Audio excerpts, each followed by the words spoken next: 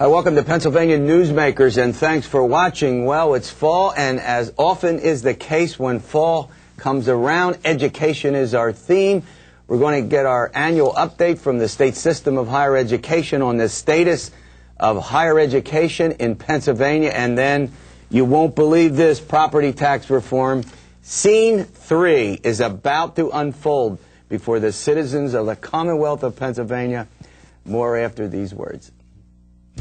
This is Pennsylvania Newsmakers, a fast-paced, unrehearsed weekly discussion with and about the leaders who shape your world.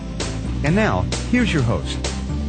Welcome back to Pennsylvania Newsmakers. Well, I guess it's true that hundreds of thousands of students are now, we hope, safely ensconced on their college campuses as we import a lot of students from across the country. And, of course, we have a huge homegrown population. Well, as often is the case, in the fall of the year, we have our friends from the state system of higher education come on the program and chat a little bit about what's going on college campuses, what's new, what to look for. And joining me today is Dr. Jim Moran, who's the Associate Vice Chancellor for Academic and Student Affairs. Welcome, James. It's great to be here. Thanks. Well, it's great to have you. Well, look, I want to talk a little bit about, oh, man, these first weeks for new students, right? I mean, this cannot be fun for some, but somehow they manage. But before I do that, you know, there was a report, and it's made big news this past week in Pennsylvania, big news around the country, and it's a report put out by the National Center for Public Policy and Higher Education,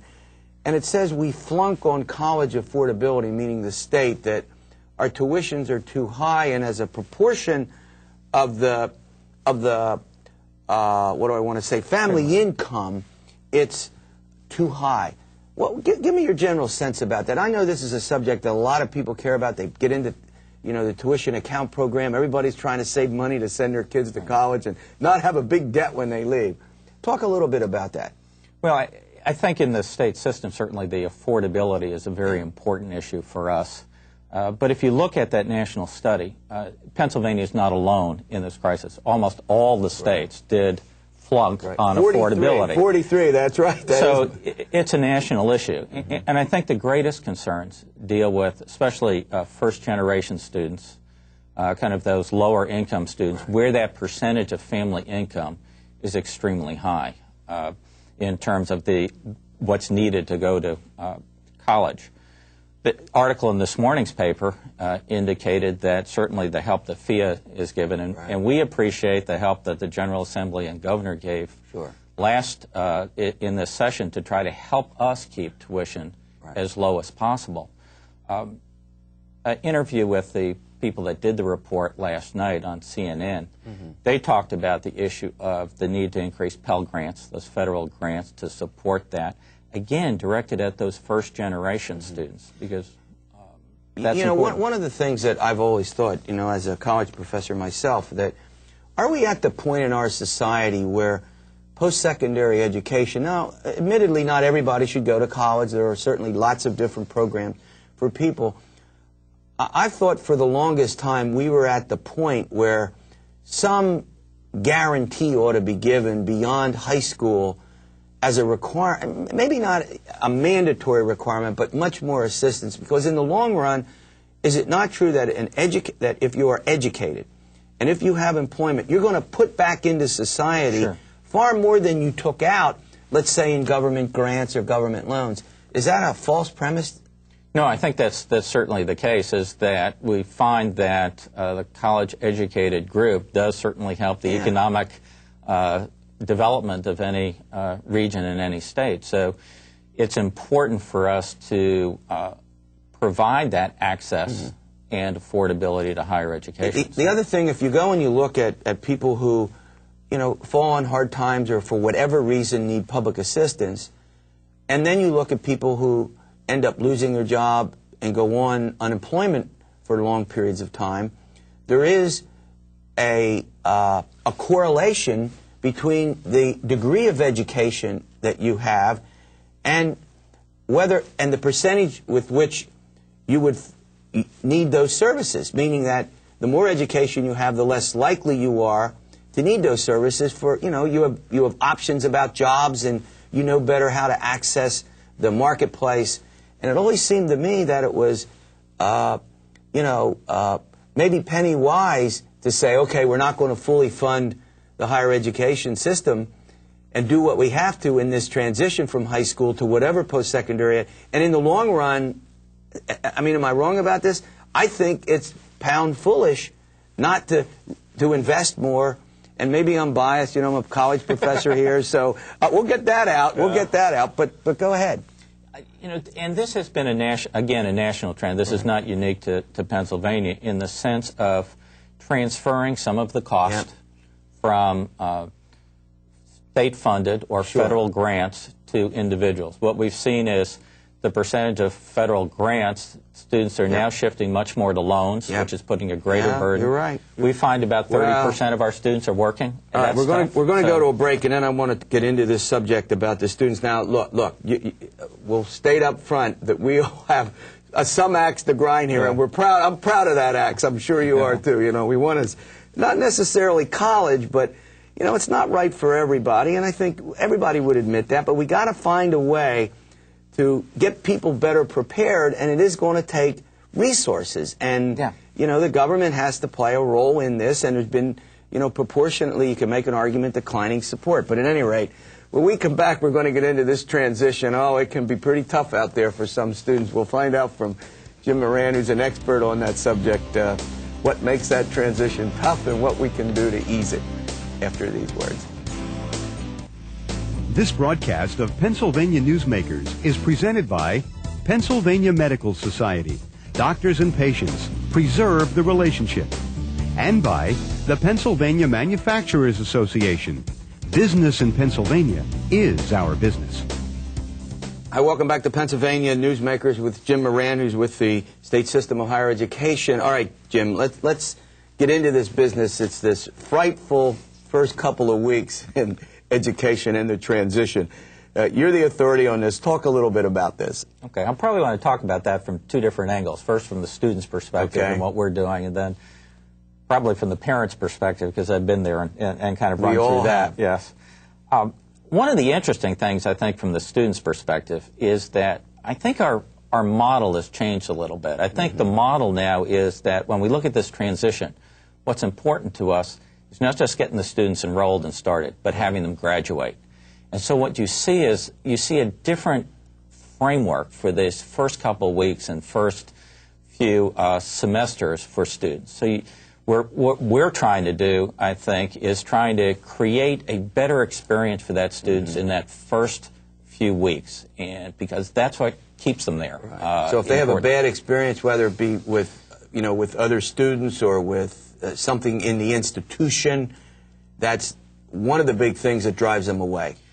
The more you can get them involved in the institution, whether that be from the academic end, from that be the social end, sports, I think that's very important. So you'll see things like even career advising and deciding on your major shifted much earlier in it. So students are exploring that so that they can get a picture of that value and direction they can go. But higher education, it seems to me, has become much more user-friendly, I mean, or student-friendly. I mean, with counseling and changes in dorms and how students live and how they relate. Now, am I wrong about that? No, I mean, there's no doubt about it, because the students' experiences are different. You know, one of the things we find is that some of the students, you talk about the dorms, have never had a roommate. They've lived in smaller families and may have grown up with their single room, and they don't want to live in these little cinder block rooms. They want, like, showers, individual showers, and I mean, we've been through that. I know.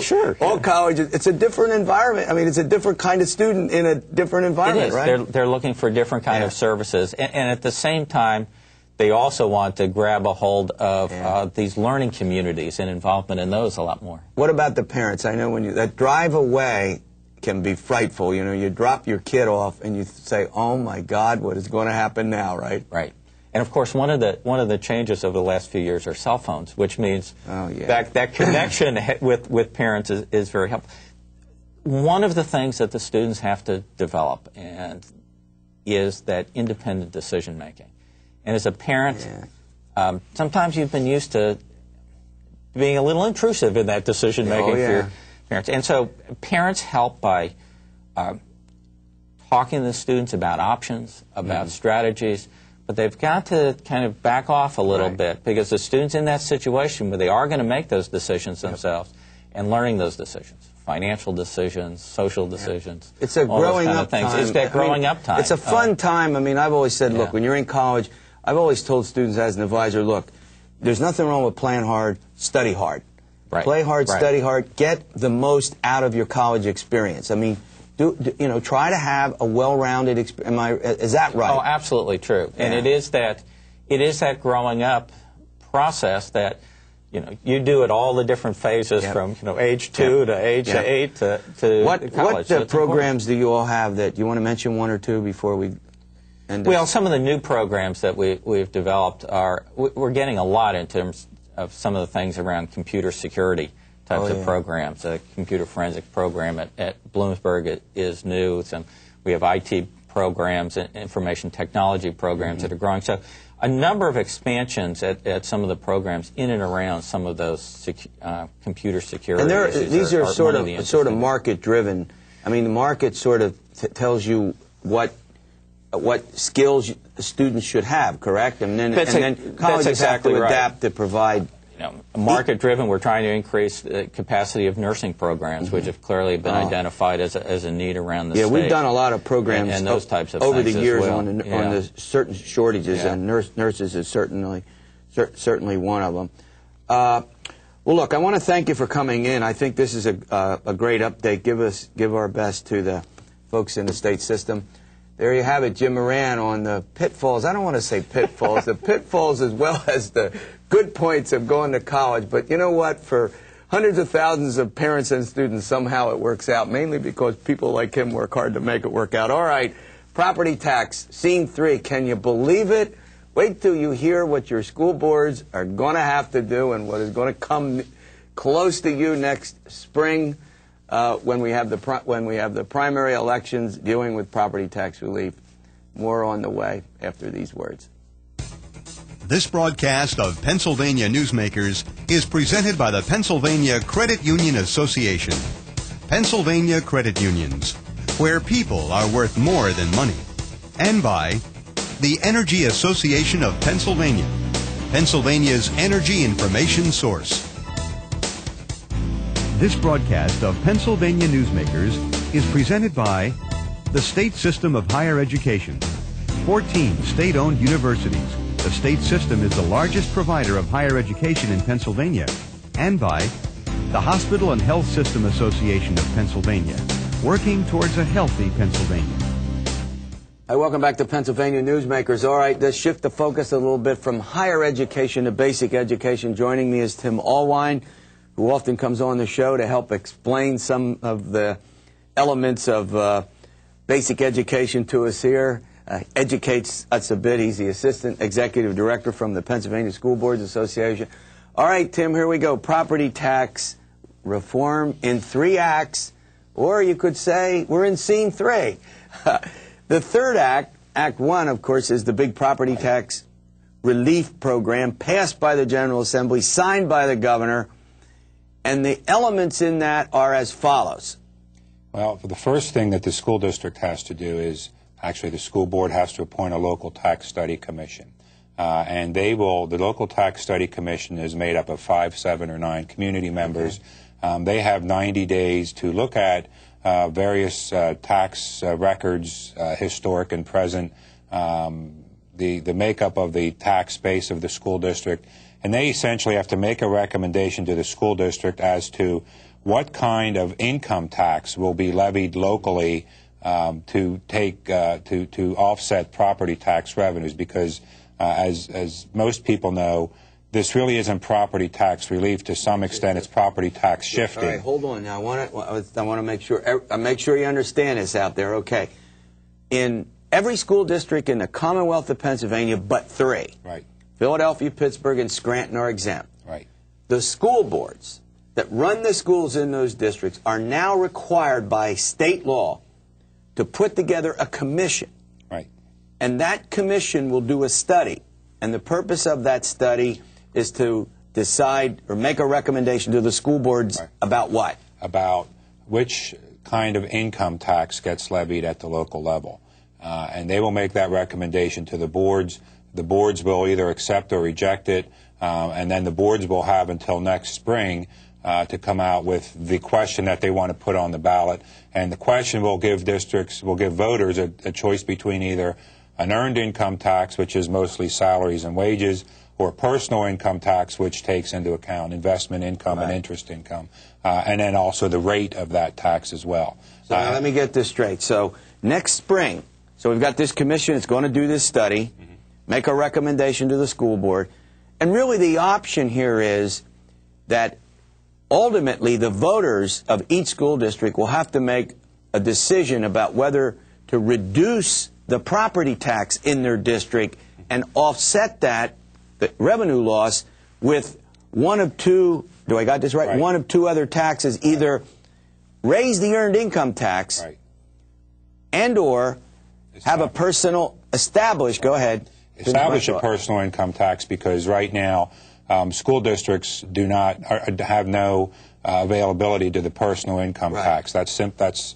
a state tax at this point, it's not a local option. So for the first time. Okay, well now let me get this straight. The earned income tax, however, is not deductible from your federal income tax, correct?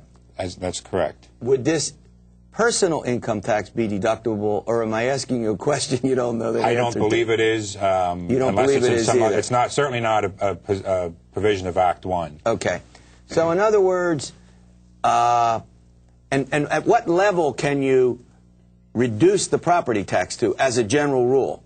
Well, this gets really complicated. The maximum property tax relief in any school district is equal to 50% of the median assessed value of eligible property in that district. Is there a number? I mean, can you figure that? I mean, it's school district by school district. It will vary. Is it going to be? It's going to vary from school district to school district. Do you have a range? I don't have a range. I don't want to get you into that. I know.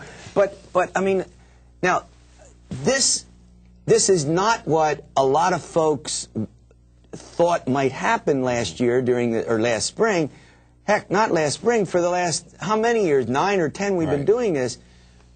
Some of the plans said, we're not going to do it at the school district level. We're just going to raise the sales tax in the state for everybody and then mandate some reduction, you know, a state level mandated, or raise the state personal income tax, which is what, 3.05 or 3.15, something like that, and then lower the property tax. So instead of doing it statewide, and this is what you all need to understand out there, every single school district will be involved in this decision. And is that going to be chaos out there for the friends, the school board members? I think it will be to some extent. So just as every school district's maximum property tax relief level is going to be different, you have the potential for 501 different earned or income tax rates. All right, we got to go. Some will be earned, some will be personal, and so. All right, Tim Allwein is walking us through this maze of activity that the school boards are going to have to undergo. It's going to be wild, I think, out there next spring. We'll take that up and some other subjects when we return.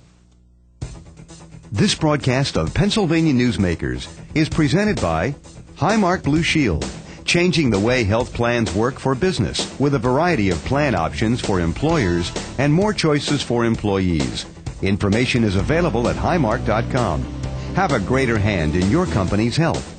And by the Pennsylvania Healthcare Association, the future of long-term care. This broadcast of Pennsylvania Newsmakers is presented by the Pennsylvania Builders Association, building today for a better tomorrow. And by the Pennsylvania Cyber Charter School, bringing educational innovation and freedom to the children of Pennsylvania. Welcome back to PA Newsmakers. We're dealing with one of our favorite subjects, property tax reform. It's in 3 acts. Act 50, done about 9 or 10 years ago. Act 72, done, 2-3 years ago, which was unceremoniously undone, or ceremoniously undone by the legislature. And now the current. All right, Tim, let's get this straight for our viewers. Now, what is going to happen here is this, that there will be some property tax relief next year for senior citizens. Right. the money, the funds of which, until the gaming operations are up and running, will be borrowed from the lottery. Right. So that's one piece of it. Right. The second piece of it is...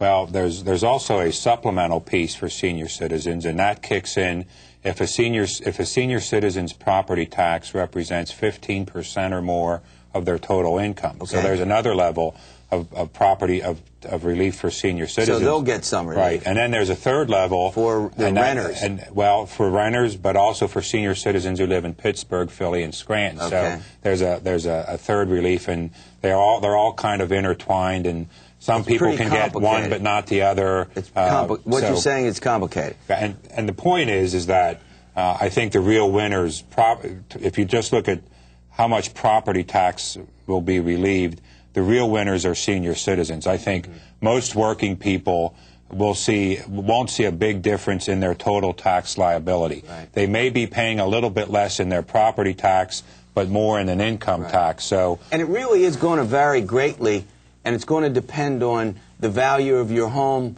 versus the value versus what income you earn and what tax the school district picks. I mean, income tax might be different because of what gets taxed, like investments, versus the earned income tax, which is just a flat tax off the top of your gross income, correct? That's exactly right.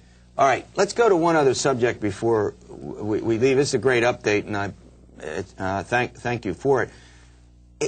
Are we going to do anything in the future? Everybody asks me, every place I go when I talk about this, who think this isn't real property tax relief, it's just shift. You know, you move from one... What is the prospect now? You cover the legislature. Is anything going to be done between now and, let's say, the end of this year? I would expect that nothing will be done because I think as you alluded to, the issue has been on the front burner for so long.